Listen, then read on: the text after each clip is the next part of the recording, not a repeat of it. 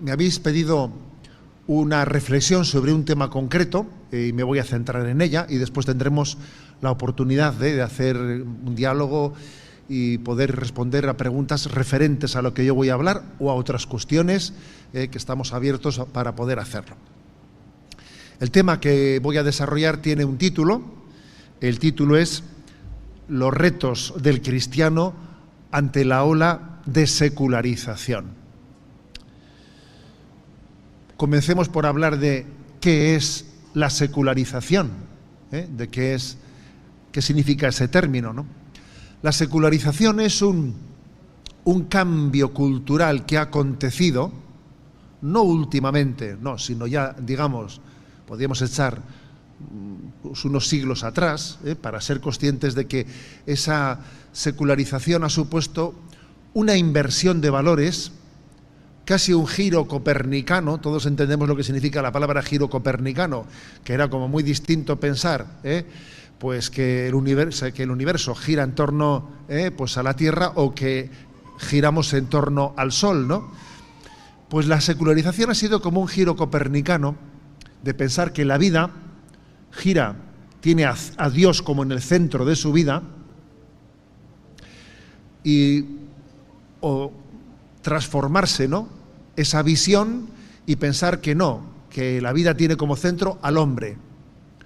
Y eso ha supuesto la secularización, una inversión cultural en la que Dios deja de ser el centro de nuestra vida, de nuestra cosmovisión, y lo que pasa a ser el centro es el hombre. Nuestra crisis se deriva de la pretensión del hombre de ser el centro de la existencia, incluso de ser como Dios. La presunción antropocéntrica, hemos pasado del teocentrismo al antropocentrismo, la pretensión según la cual el hombre es capaz de salvarse a sí mismo. El hombre es autosuficiente, el hombre es la medida de todas las cosas. Pero lo cierto es que el antropocentrismo, esta pretensión de que el hombre sea el centro del todo, ha fracasado. Ha fracasado, Entre otras cosas porque cuando el hombre da la espalda a Dios, solo vemos la sombra, ¿no? Y cuando quitamos a Dios del centro de nuestra vida es que no queda ni el hombre. El hombre mismo entra en una profunda crisis. Y de hecho hoy en día vemos que no es cierto que nuestra cultura sea antropocéntrica. El hombre no está en el centro de la cultura. Lo que está es la tecnología, lo que está es la ciencia, o ideologías determinadas como el ecocentrismo. Ahora parece que el ecocentrismo es como si fuese el centro del valor último de la vida. Se quita a Dios para, en vez de Dios, poner el ecocentrismo como el valor superior. No es cierto que la sustitución de Dios como el centro de la vida haya pasado a tener al hombre en el centro. No es verdad. En el fondo, el centro es el dinero. El centro es el poder.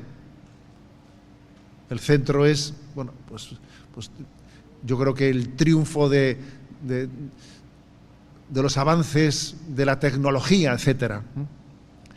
La crisis del pensamiento, de la secularización, nos ha sumido a todos, a la humanidad, en un profundo relativismo, en un relativismo feroz, pero con un matiz muy curioso. El modernismo pensaba que la sociedad del futuro tendría menos fe y más razón. Y lo que ha ocurrido es que ciertamente quizás existe menos fe, pero hay menos razón. Eso es lo cierto, Y más superstición. Más superstición. Cuando disminuye la fe, no aumenta la razón, lo que aumenta es la superstición. Dejamos de creer en Dios y pasamos a creer en cualquier cosa. Abandonando a Dios, nos entregamos, pues eso, al esoterismo, nos entregamos a lo que fuere, pues para intentar llenar el vacío inmenso que hay dentro de nuestro corazón. Porque lo cierto es que en el corazón del hombre hay un vacío de tal tamaño que solamente Dios lo puede llenar. Estamos hechos por Dios y para Dios, y es así, ¿no? Por lo tanto, ¿no?, lo contrario de la fe no es la razón. Lo contrario de la fe, pues es la superstición. Un matiz importante. Yo he hablado de relativismo, pero quizás debiéramos de hablar de otra cosa, de dictadura del relativismo, porque el término relativismo se vendió como que cada uno haga lo que considere oportuno, ¿no? La libertad de conciencia, ¿no?, malentendida, pues en relativismo. Pero aquello no era verdad tampoco, ¿no? Aquello fue una mera estrategia para alcanzar el poder. Yo esto lo he visto muy claro, ¿eh? Benedicto XVI fue el que comenzó hablando de que el relativismo caracterizaba nuestra cultura, pero en pocos años pasamos a la dictadura del relativismo. Se invocaba el relativismo cuando todavía no se había alcanzado el poder.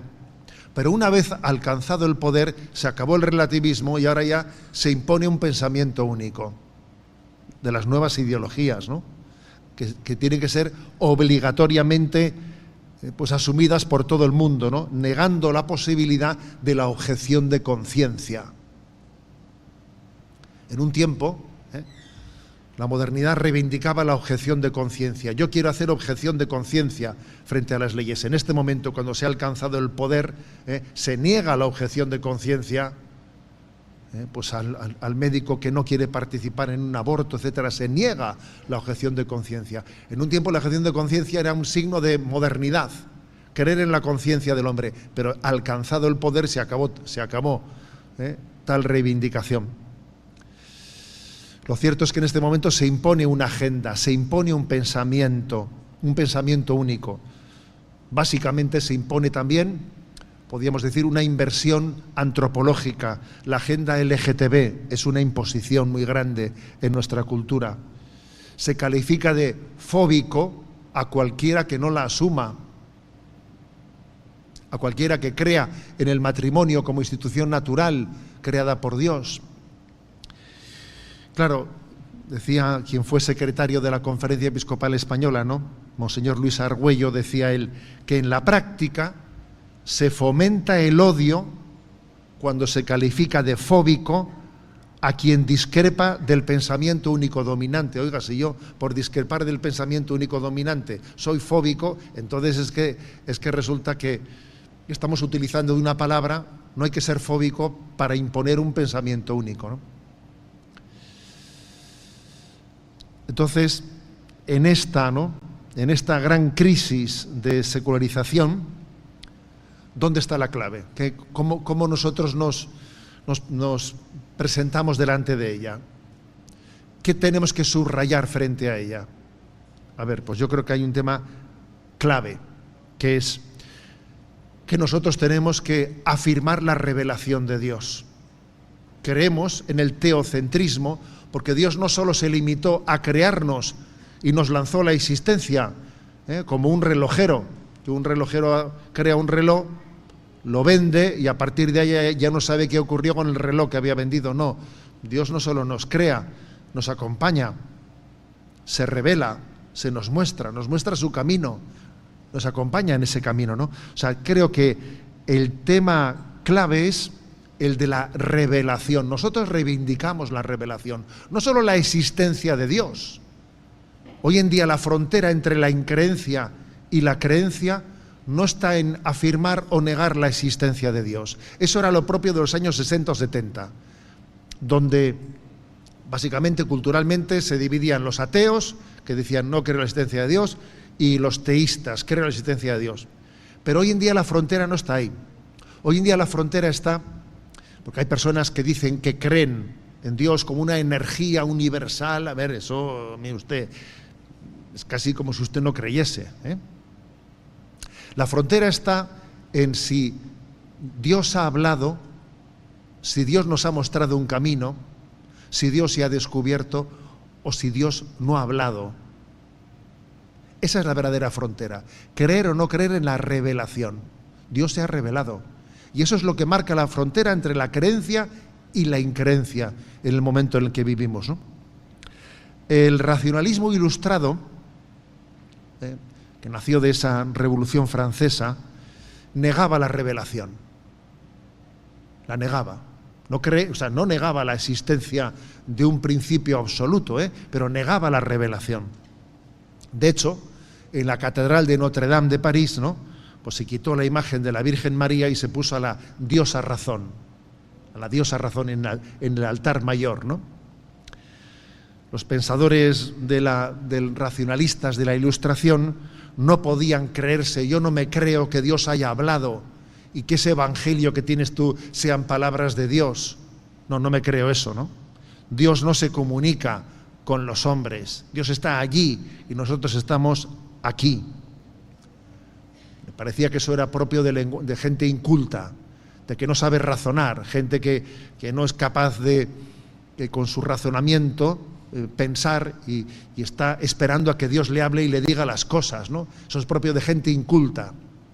No sé si conocéis una anécdota de aquel momento de la Revolución Francesa, que uno de estos ilustrados, ¿no?, iba por el campo y a las 12 del mediodía los labradores paran, ¿no?, interrumpían su trabajo, se quitaban el sombrero y empezaban a rezar el Ángelus. Y uno de estos ilustrados, viendo al campesino hacer eso, le despreció, le pareció propio de un ignorante, ¿no? Y le dijo, para ponerle a prueba, ¿no?, le dijo: ¿cómo es tu Dios? ¿Grande o pequeño? Y aquel hombre pues le dijo: mire usted, mi Dios es tan grande que no cabe en la cabeza de un sabio como usted. Me dice, y es tan pequeño que cabe en un hombre tan ignorante como yo. Esa fue su respuesta, la respuesta a un ilustrado que le parecía, ¿no?, que para poder conocer a Dios había que ser muy inteligente y no como aquel hombre, ¿no? Esa ideología descarta como absurda la posibilidad de que Dios haya hablado. Dios no se puede manifestar de una manera tan sencilla hablando a los hombres, ¿no? Por lo tanto, yo creo que aquí es donde nos lo jugamos, ¿no? Esta es la frontera entre creer o no creer en la revelación. Dios está allá y además se dice, ¿no? ¿Tú crees en Dios? Algo habrá, ya no dices alguien, dices algo habrá, una energía o lo que sea, que es decir, no sé exactamente, pero claro, ese algo no cambia tu vida, no la funda. Con él no tienes una relación personal. Es casi como ser ateo. Si Dios no se ha revelado, si Dios no se ha descubierto, si Dios no nos ha hablado, en el fondo, si tú no aceptas eso, seguimos en la increencia, Ahora, vamos a criticar este pensamiento, bueno, porque este pensamiento racionalista que alardea de tener un concepto muy puro y desarrollado de la divinidad, comete un tremendo error, ¿no?, que es impedirle a Dios ser Dios. ¿Tú vas a impedirle a Dios lo que tiene que hacer? ¿Tú vas a decir que Dios no puede comunicarse y manifestarse a la gente sencilla? ¿Quién eres tú para decir eso? Se cae en la burda contradicción de supeditar la libertad de Dios a unos presupuestos ideológicos del racionalismo. ¿Pero tú quién eres tú para meter a Dios en tus conceptos racionalistas, no? No solo es una potestad divina comunicarse, revelarse, sino que además es perfectamente coherente con la imagen de Dios, que se nos ha revelado como el Dios amor. ¿Hay algo más comunicativo que el amor? El amor no soporta ver, cuando un padre ama, no soporta ver a sus hijos, ver cómo se pierden en la vida, sino que va en su búsqueda, ¿no? Se revela, les muestra el camino, ¿no?, para ir camino de salvación. El rechazo racionalista hacia la revelación es la resistencia del hombre al amor de Dios, es la desconfianza hacia lo que Dios quiera decirnos. Es curioso, porque el hombre moderno dice, cuando pasan cosas, ¿no?, ¿dónde está Dios? ¿Por qué no habla Dios? Y luego te dice, no, Dios no habla. Vamos a ver. ¿Nos queremos aclarar un poco? ¿Nos queremos aclarar? ¿Te estás quejando de que Dios no hable? Y luego cuando decimos que sí ha hablado y aquí tienes tu palabra y acógela, no, Dios no habla. Entonces, ¿cómo te puedes quejar de una cosa y de su contraria? Soplar y sorber al mismo tiempo es que no se puede. Esta es nuestra contradicción, nuestra contradicción absoluta. El rechazo de la revelación esconde la sospecha de que Dios me va a robar mi autonomía. Claro, es que si yo acojo la revelación, entonces Dios me marca el camino. Yo no quiero que nadie me marque el camino. En el fondo, estamos en el pecado original del Génesis. Claro, es que Dios quiere que os comportéis así y así. No, si tú comes de ese árbol serás como Dios, harás lo que te dé la gana. Tenemos la desconfianza hacia la revelación, por eso no queremos aceptarla. Pero nosotros pensamos que la libre decisión de Dios de revelarse es consecuencia de su amor, de un amor apasionado, que le lleva a implicarse en la historia, que Él toma la iniciativa.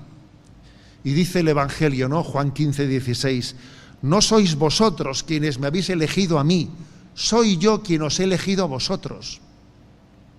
Es una iniciativa de Dios.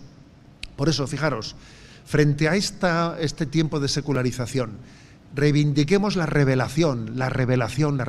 Dios habla, echemos mano de la palabra de Dios, vamos. O sea, tengamos a Dios, tengamos a la palabra de Dios en el centro de nuestra vida. Porque si Dios ha hablado, lo que no puede ser es que la Sagrada Escritura esté pues en la tercera banda de mi biblioteca allí metida. No, si Dios ha hablado tiene que ser el centro de mi vida. La revelación.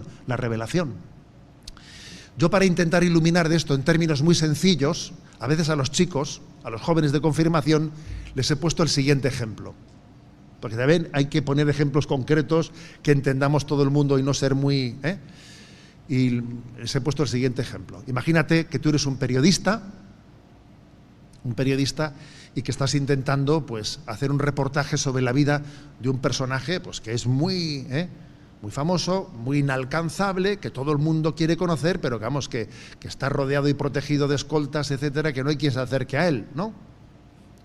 Y haces un reportaje pues desde la distancia, tienes unas cámaras unos teleobjetivos que sacan fotos casi desde 1 kilómetro de distancia y haces una suposición de cómo es su vida, pues sin mucha capacidad de poder decir si está siendo cierto o no lo que dices de él.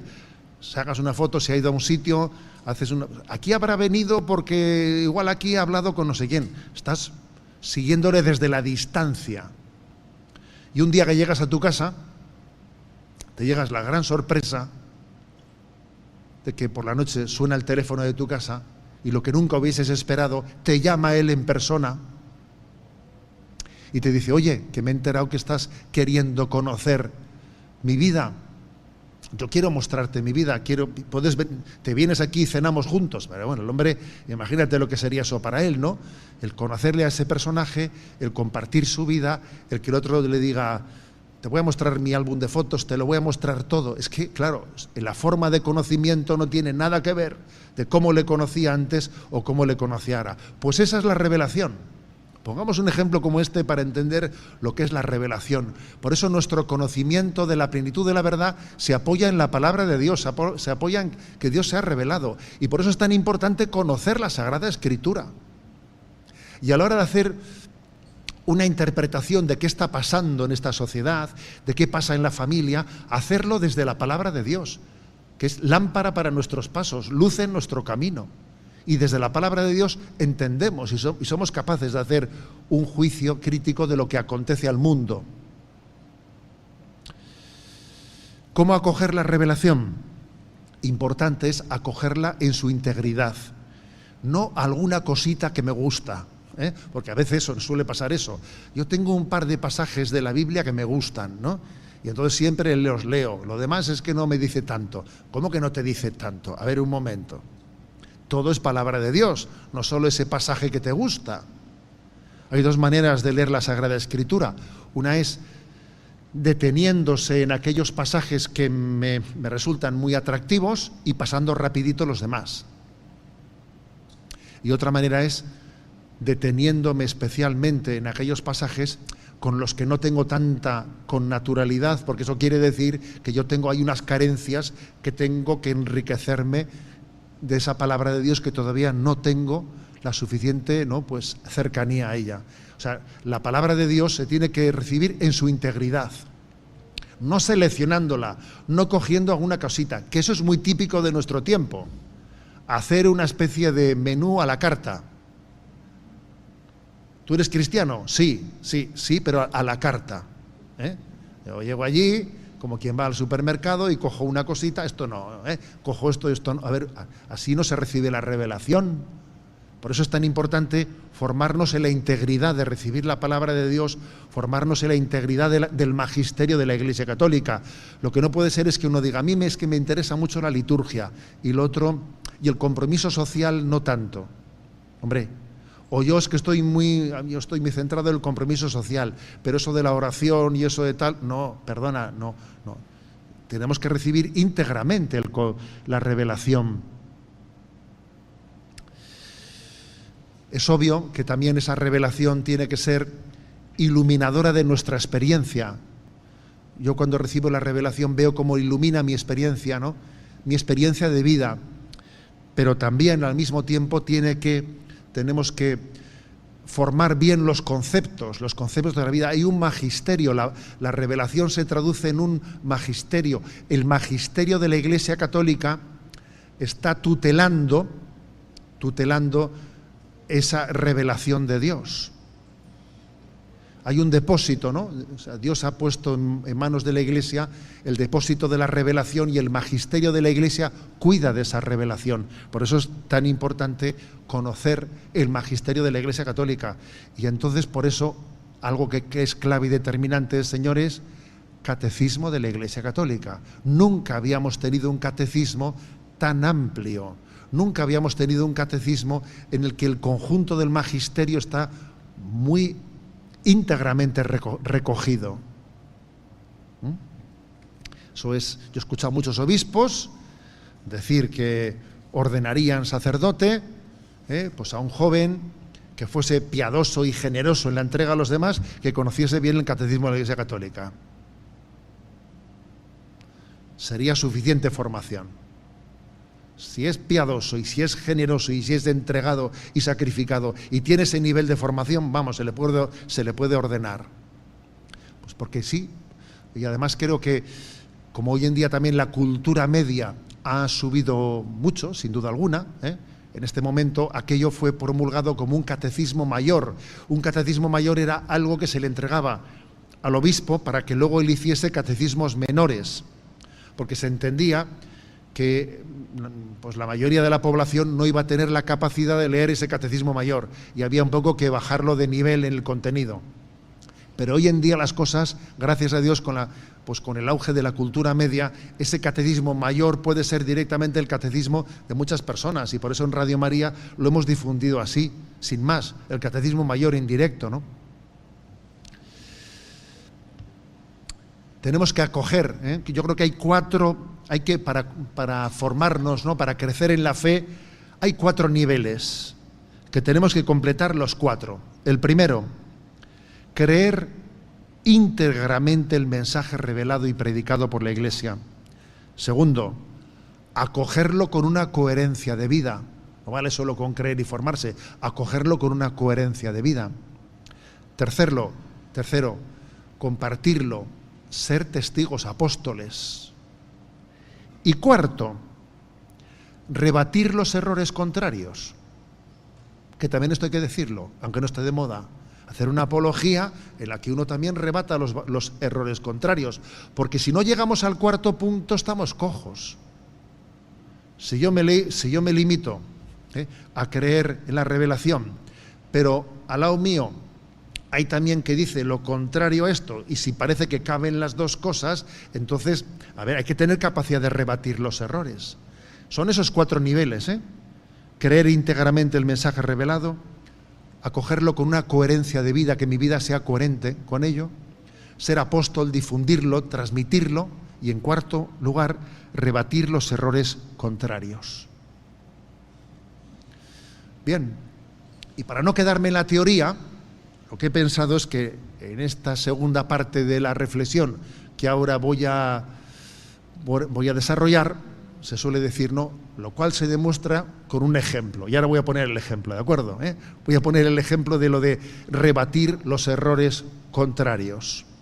El Papa Francisco, en esa exhortación apostólica que publicó en el año 2018 con el título Gaudete et Exsultate, que era pues una exhortación abordando el tema de la santidad, llamándonos a la santidad en el mundo actual, muy interesante, ¿no? Muy interesante, y ha sido bastante desconocida, por desgracia. En el capítulo 2 hizo una descripción de dos sutiles enemigos o errores que están muy extendidos. Los describió y abordó el cómo rebatirlos. Entonces me parece que merecería la pena que esta exposición que he dicho sobre la importancia de la revelación y la importancia también de que la recibamos íntegramente y que rebatamos los errores contrarios, también seamos capaces de concretar, errores de nuestro tiempo, ¿de acuerdo? El Papa dice, principalmente hay dos errores en nuestro tiempo, que tienen, dice él, que son errores, viejos errores en la historia de la Iglesia, pero que tienen mucha actualidad en el momento actual. Voy a decir una cosa, que hoy en día ser hereje y original es muy difícil, porque en la historia de la Iglesia ya ha habido tantas herejías y tantos errores que la originalidad es muy difícil. Las nuevas herejías no son sino repeticiones, reencarnaciones de las viejas herejías de otros tiempos. Los errores se repiten en situaciones distintas, pero básicamente estamos en lo de siempre. El Papa habló de dos errores: el pelagianismo y el gnosticismo. Y fijaros que son dos errores que los habló en una exhortación dirigida a todos los fieles del mundo. Es verdad que 3 semanas antes se publicó por parte de la Congregación de la Doctrina de la Fe un documento que se llamaba Placuit Deo, que en un nivel más teológico se hablaba de estos dos errores, pero ya para teólogos, digamos, en un nivel teológico. Pero el Papa dijo, bueno, ustedes díganlo para los teólogos en su nivel, pero yo lo voy a decir en la exhortación a todo el mundo. Y fue muy hermoso ver cómo 3 semanas antes se publicó el documento para los teólogos, pero luego después, 3 semanas después, en el capítulo 2 de esa exhortación de la santidad, el Papa se lo dijo a todo el mundo. Aquí hay dos grandes errores que han invadido el mundo después de esta secularización: el pelagianismo y el gnosticismo. Voy a ellos, ¿de acuerdo? Voy a ellos. El pelagianismo, ¿de dónde viene?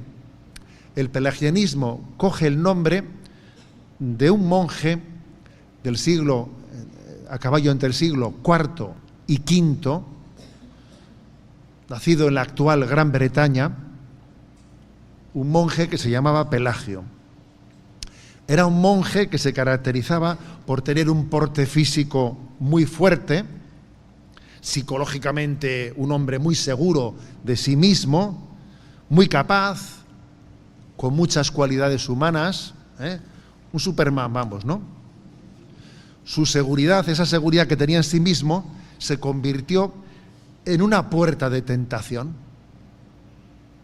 Porque uno dice, padre, a mí la puerta de mi tentación es mi pereza, o soy muy perezoso. Sí, también la fuerza de voluntad puede ser una puerta de tentación, dependiendo. Hay muchas puertas de tentación, ¿no? Ese derroche de fuerza de voluntad que él tenía le llevó a decir que la gracia de Dios no es necesaria para hacer el bien. Y ya está, que lo que tenemos que hacer es hacer el bien. ¿Qué es eso de estarle diciendo a Dios, ayúdame, Señor, a superar esta debilidad, este vicio mío? ¿Qué estás pidiéndole a Dios? Hazlo, eso está en tu mano. No le pidas a Dios lo que tú tienes capacidad de hacer. Eres un vago. Eres un vago. Entonces, él incluso dice, ¿qué es eso del pecado original? Claro, como tuve un pecado original, ahora por ese pecado original tengo debilidad y no soy capaz de hacer el bien. Él niega el pecado original. No es verdad que exista el pecado original de esa manera. Él dice, el hombre tiene capacidad de hacer el bien y si no lo hace es porque no le da la gana. Esa fue la herejía pelagiana. Por cierto, hoy en día se habla mucho de pecado original, casi ha desaparecido eso, fíjate. Porque también esta herejía pelagiana tiene su presencia en nuestros días, ¿no? ¿Qué es lo que viene a decir Pelagio? Querer es poder. Ojo, a esa expresión, que la hemos podido decir nosotros también en un sentido no herético, pero ojo con la expresión querer es poder. Porque a fuerza de reafirmar la fuerza de voluntad y la libertad supuestamente omnímoda, se olvida la existencia del pecado original, se olvida de que no somos nada sin la gracia de Dios. A ver, no somos nada sin la gracia de Dios. Esa fue la herejía pelagiana. Luego tuvo distintas versiones. Hubo pelagianos y semipelagianos, O sea, la cosa tuvo su complejidad, pero ahora no voy a meter en eso. Lo que voy a decir es que fue principalmente San Agustín, el gran predicador antipelagiano. Fue el hombre elegido por Dios para afrontar esa herejía, porque San Agustín creía en la gracia de Dios. Él sabía cómo había sido su vida. Él había visto su debilidad, la debilidad que había tenido él, y Dios, sin la gracia de Dios yo no estaría convertido. Si ha sido mi madre llorando la que ha conseguido la gracia de Dios para mí, pero hombre. Entonces dice San Agustín a Pelagio: habéis reducido a Jesucristo a un ejemplo de vida, siendo así que Jesucristo no solo es un ejemplo de vida, sino que es la fuente de gracia que necesito para poder seguir sus pasos. Vaya frase. Jesús no solo es un buen ejemplo, no, Jesús es la gracia que necesito para obrar el bien. Sin su gracia yo no soy nada. Él no solo me da un ejemplo. Yo con un buen ejemplo, ¿qué hago? Pues con un buen ejemplo, si no tengo la gracia para seguirlo. Es decir, no somos nada sin la gracia de Dios, somos mendigos de la gracia de Dios, y de eso nos hemos olvidado. Y estamos en un neopelagianismo, porque el hombre ha olvidado que necesita de la gracia de Dios, ¿no? Traducido en nuestros días, porque alguno dice, bueno, eso pasó hace muchos siglos. Sí, un momento. Traducido en nuestros días. Hoy en día existe una, dice el Papa, ¿no?, voluntad sin humildad, de quien pretende organizar la vida ignorando que tenemos fragilidades y que convivimos con heridas.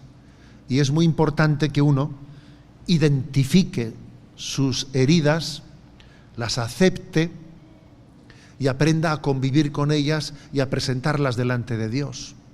Es que si no, ¿a dónde vas? Te vas a estrellar. Te piensas que te comes el mundo y te vas a pegar un tortazo, porque no has sido capaz de identificar y de poner delante de Dios tus debilidades. Por el contrario, ¿no?, nosotros creemos que la santidad va de la mano de la aceptación de nuestros propios límites y de nuestras fragilidades. Creemos que no es lo mismo santidad que perfeccionismo. No. Ya sé que hay un texto en San Juan que dice, sed perfectos como vuestro Padre Celestial es perfecto. Pero en ese texto, el concepto de perfecto no tiene este componente de perfeccionismo psicológico. Es otro sentido de la palabra ser perfecto. No es lo mismo ser santo que el perfeccionismo en el sentido humano. Porque se puede y se debe ser santo con nuestras limitaciones no perfectas. A ver, por ejemplo, pueden ser santos las personas que tengan tendencias psicológicas de falta de equilibrio. Pues sí, claro que pueden ser santas. Alguien que tenga desequilibrios, de falta de control de sí mismo, que psicológicamente no tenga ese don de una capacidad de un autocontrol, que tenga una angustia que no termine de controlar, ¿ese puede ser santo? Sí puede ser santo, está llamado a ser santo, porque la santidad y el perfeccionismo no es lo mismo, no es lo mismo. Ser santo es responder a Dios desde mis limitaciones, desde mis capacidades, contando con los talentos de los que parto. Eso es ser santo, ¿no? Por otra parte, el pelagianismo no tiene paciencia. No tiene paciencia. Lo quiere todo aquí y ahora. Y Dios, sin embargo, tiene paciencia. Acordaos del pasaje evangélico, ¿no? De aquella vid que no daba frutos, que le preguntan al dueño de la vid, ¿la cortamos? Y dice, no, déjala. La vamos a regar, la vamos a cuidar, a ver si el año que viene da fruto. Así es Dios. Dios no es pelagiano, ciertamente. Dios tiene paciencia. El pelagianismo es un falso sentimiento de seguridad. Ni siquiera es bueno que uno tenga una falsa seguridad en sus propias obras. ¿Cuántas veces hemos dicho, yo soy una buena persona, yo ni mato ni robo? Digo, madre mía, esa frase la tengo yo, esa frase la tengo yo pues marcada, porque es que es una frase que me echa para atrás. Es un falso pelagianismo. Yo soy buena persona, yo ni mato ni robo. Madre mía, tienes una falsa confianza en tus obras. Como empieces un poco a expurgar, ¿sabes? Tu tranquilidad de conciencia, en el fondo, es un signo de mala memoria, hijo. A ver, tú no es que tengas una conciencia en paz, lo que tienes es mala memoria. Lo que tú no te has hecho, no te has puesto en la presencia de Dios, ¿no? El pelagianismo es un falso sentimiento de seguridad, ¿no? Nosotros no pretendemos, sí, Dios nos llama a presentarnos ante Dios acompañados de buenas obras, pero no apoyados en nuestras buenas obras. Dios quiere que nos presentemos en su presencia con buenas obras, pero no apoyados en las buenas obras, sino apoyados en la misericordia de Dios. Decía Santa Teresita de Lisieux, con mucha gracia, decía, yo cuando me presente delante de Dios, no quiero tener los brazos llenos de buenas obras, porque si estoy con todas mis buenas obras sujetándolas en mis brazos y estoy delante de Jesús, no lo voy a poder dar un abrazo. Dice, casi prefiero tener los brazos vacíos, ¿no? Y así le puedo abrazar a Jesús.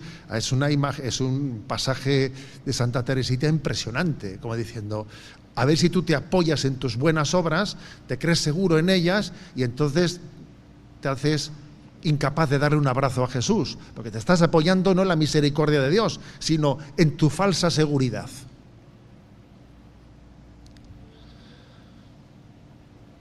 Por eso, ¿no? Porque existe también, digamos, una tendencia que el pelagianismo hoy en día también se hace presente. Un consejo que da el Papa para luchar contra la tendencia pelagiana, dice él, tener en cuenta que hay jerarquía de virtudes. Por ejemplo, cuando uno pone la virtud de la caridad en la cumbre de la jerarquía y se da cuenta, por ejemplo, ¿qué es más importante, el orden o la caridad? El pelagiano diría, deja de tonterías, el orden, Pero el cristiano dice, no, mira, la caridad, aunque hoy me toque ser desordenado, pero lo más importante es la caridad.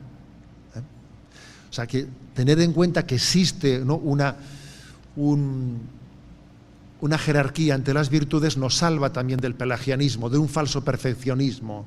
Pero bueno, decía que el Papa habla de dos errores, ¿no?, que fruto de la secularización que hoy en día se han hecho omnipresentes. Uno es el pelagianismo, el segundo el gnosticismo. Si el pelagianismo era una herejía, es que pone la fuerza de voluntad como la clave de la santidad. El gnosticismo pone el acento en la inteligencia. El pelagianismo viene a decir, ser santo es tener voluntad fuerte. Y los gnósticos dicen, ser santo es ser muy sabio, conocedor de los misterios de Dios, ¿no? Fue también una doctrina incluso anterior al pelagianismo, fue anterior el gnosticismo antes que el pelagianismo. Esto es importante saberlo. Ya había gnosticismo en el primer siglo, y no digamos nada del segundo, antes que el pelagianismo, que es del siglo IV y V. Entonces es una doctrina que de alguna manera es de tipo ocultista, esotérico, que se desarrolla en aquel tiempo, que prometía a sus seguidores conseguir un conocimiento de los misterios escondidos. O sea, ser conocedores de las cosas divinas que los ignorantes no son capaces de conocerlas. un club de selectos, para entendernos, ¿eh? Un club de selectos. Tú vas a ser capaz de conocer que la gente no es capaz de conocer, ¿no?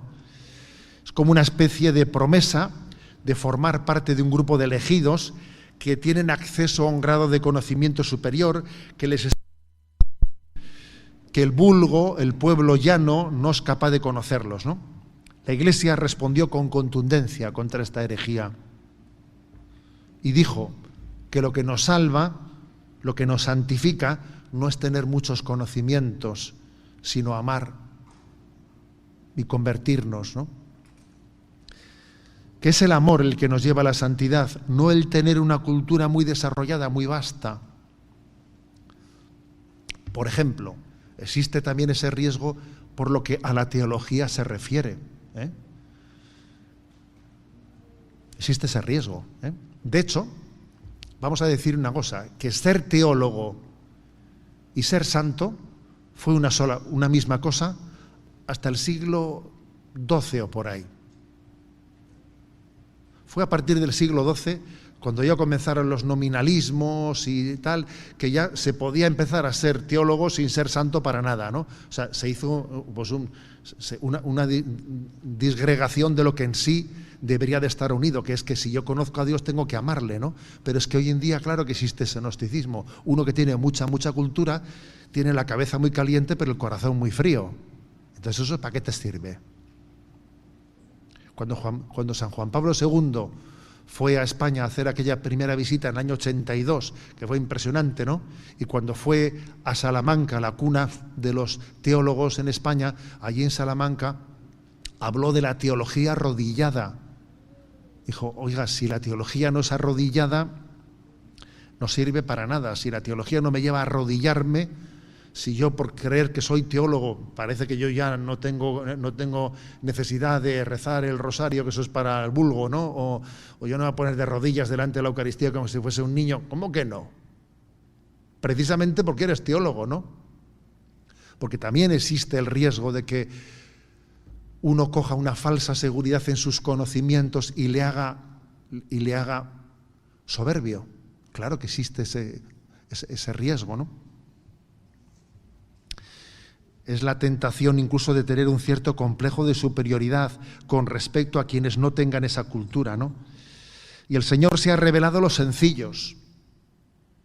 Y los gnosticismos, sin embargo, se caracterizan por refugiarse en una religiosidad mistérica. ¿Pero qué misterios? Si tú te acercas al Evangelio y te dice, Padre, te doy gracias porque estas cosas se las has ocultado a los que se las dan de inteligentes y se las has revelado a la gente sencilla. Fíjate tú lo que dice el Evangelio. No hay un texto antinóstico más fuerte que este. O no digamos nada cuando dice, si no os hacéis como niños, no entraréis en el reino de los cielos. El Evangelio es antinóstico. Es increíble, ¿no?, que el gnosticismo surgiese en el primer momento de la vida de la Iglesia. O sea que para poder ser santo hay que ser como niño. Nada que ver con el gnosticismo, que es el supuesto acceso a unos conocimientos ocultos, ¿no? ¿El gnosticismo está presente en nuestros días? Vaya que sí. Vaya que sí.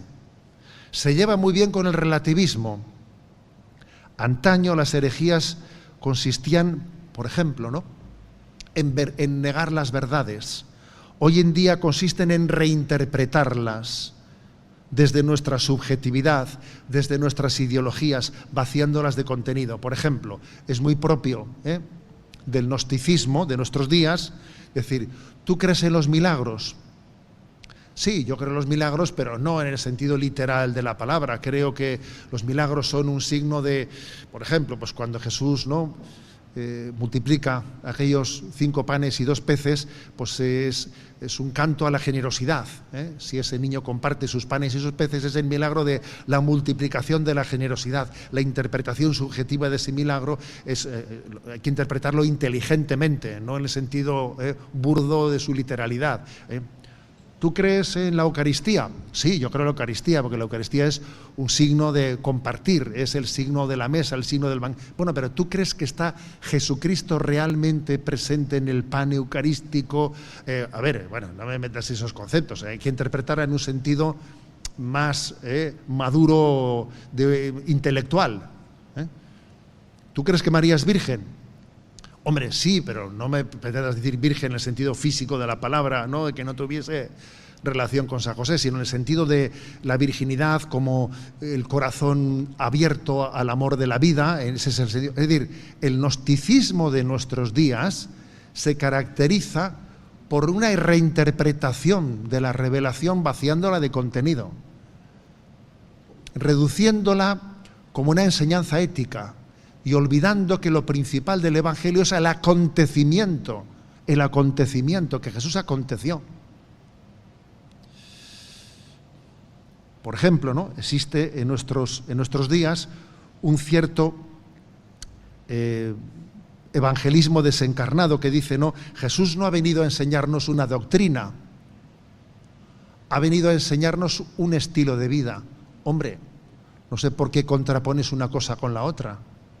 ¿Por qué contrapones ambas cosas? Es que un estilo de vida nuevo, que es cierto que Jesús quiere darnos, no necesita también una verdad en la que se funde. ¿Por qué decir no a la doctrina? ¿Por qué hacer antipática la palabra doctrina? ¿Por qué? ¿Quién nos ha metido ese gol? ¿Quién nos ha metido el gol de que la palabra doctrina sea antipática y que reduzcamos el Evangelio a unas enseñanzas sapienciales de interpretación subjetiva de cada uno? Existe, sin duda alguna, el gnosticismo en nuestros días. Y toda la nueva era que estamos viviendo es un signo de gnosticismo. Toda la nueva era. Toda esa nueva era en la que se confunde ayuno con dieta, o se confunde oración con relajación. A ver, todo esto está también dentro de ese gnosticismo. Está dentro de ese gnosticismo. Estamos en un tiempo en el que yo creo que hemos pasado del Cristo sí, Iglesia no, a espiritualidad sí, religión no. Porque la religión es una revelación, un camino de revelación, mientras que la espiritualidad soy yo el que busco. Pero la religión es Dios quien ha venido a buscarte. Es el otro el que llamó al periodista y le dijo, ven aquí que quiero hablar contigo. La iniciativa es suya, pero la espiritualidad soy yo el que busco. Entonces, sustituimos la religión por la espiritualidad, pero es dejar de ser una visión teocéntrica a ser una visión antropocéntrica en la que tú eres el centro. Es tu nirvana, tu estado interior. Recuerdo haber escuchado en una ocasión, ¿no?, una descripción que es la siguiente, a ver cómo lo veis. Decían, ¿no? Las religiones son el vaso, la espiritualidad es el agua. No importa con qué vaso bebas el agua, tú coge el vaso que quieras. Incluso hasta también se puede beber agua sin vaso, se bebe así, al morro, como se dice, ¿no? Bebes el agua, puedes ir con un vaso, con otro vaso, con otro vaso. Lo importante no es qué vaso utilices, ¿no? O igual ninguno. El caso es que bebas el agua. Lo importante es la espiritualidad, no el vaso. Esa descripción es nueva era completamente, es gnosticismo completamente. Porque Jesús no solo es la espiritualidad, Jesús es el camino para llegar al Padre. Si al camino le quieres llamar vaso, llámale vaso, es el camino. Jesús es el camino, la verdad y la vida. Luego, la religión cristiana no es un constructo del hombre, sino que es una revelación del Padre. No es un constructo nuestro. Jesús es el vaso y el agua, vamos a ser claros. Jesús es el vaso y Jesús es el agua. Pero el gnosticismo de nuestro tiempo hace esa distinción. Lo importante es el agua, no el vaso. Y además se puede beber agua sin vaso también, En el fondo es cambiar la religión por la espiritualidad. Que entendida la espiritualidad, como una búsqueda de trascendencia del hombre. Pero en el fondo volvemos al punto primero de esta charla. Estamos negando la revelación. Pero Dios nos ha revelado, Dios nos ha descubierto, no te ha manifestado el camino. Ahora, ¿cómo empiezas tú a retroceder 2000 años en la historia y a buscar a Dios como si Él no hubiese hablado? Es como si volviésemos al hombre de Cromañón, hombre. O sea, estamos de repente retrocediendo en la historia como si Dios nos hubiese revelado. En resumen, revelación, revelación y revelación. Con V, no con B, ¿eh? Obviamente. Creemos en que Dios se descubre, que Dios nos habla, Dios nos ama, Dios nos ama, ¿eh? Y tenemos que ser enamorados de la revelación, con la capacidad también desde ella de ser capaz de desenmascarar pues, los errores de nuestro tiempo, como el Papa hace, ¿no? En Gaudete Sultate, como el pelagianismo, súper presente en nuestro tiempo, porque no creemos en la gracia de Dios, o como el gnosticismo, súper presente en nuestro tiempo, porque seguimos pensando que cada uno tiene que estar buscando desde sus métodos, pues no sé qué tipo de sensaciones interiores que le relajen y que le lleguen a la unión con no sé qué cosmos, porque no se ha enterado de que Dios vino en Jesucristo, que Jesús es el revelador del Padre y que Jesús te está hablando al corazón y te está invitando a la conversión para acoger su palabra, ¿no? Por lo tanto, ¿no?, os invito a todos, queridos oyentes de Radio María, que escucháis esta charla quizás desde otros momentos, a los que estáis aquí en la sala, ¿no?, a los que seguís esta charla por YouTube, os invito a todos a formarnos en la religión, en la revelación, a formarnos en ella. ¿Y cómo se hace eso? Pues mirad, lo he dicho antes, tenemos un instrumento maravilloso, que es el Catecismo de la Iglesia Católica, en la cual está incluida la Sagrada Escritura. Es decir, la manera de acceder a la Sagrada Escritura puede ser perfectamente también a través del Catecismo de la Iglesia Católica, ¿no?, dentro de la cual hay un acceso pues muy, digamos, organizado a los distintos textos de la revelación en los cuales se fundan las doctrinas que ahí se nos presentan.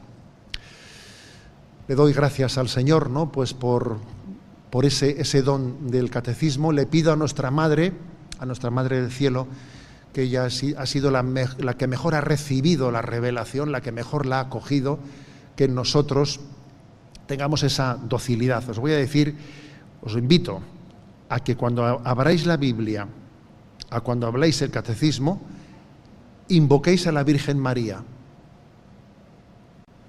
diciendo: Ave Virgo Audiens, Ave, tú que escuchaste la palabra, enséñame también a mí a escucharla, enséñame a acogerla. En España tenemos la costumbre, no sé aquí, que cuando nos vamos a confesar, es una costumbre muy española esa, decir Ave María Purísima.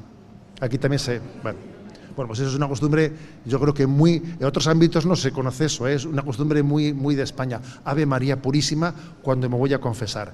Pues cuando voy a escuchar la palabra, Ave Virgo Audiens, Ave, tú que escuchaste la palabra, te invoco a ti antes de leer la Biblia, te invoco a ti antes de leer el catecismo, para aprender a coger la palabra como tú la cogiste. Muchas gracias.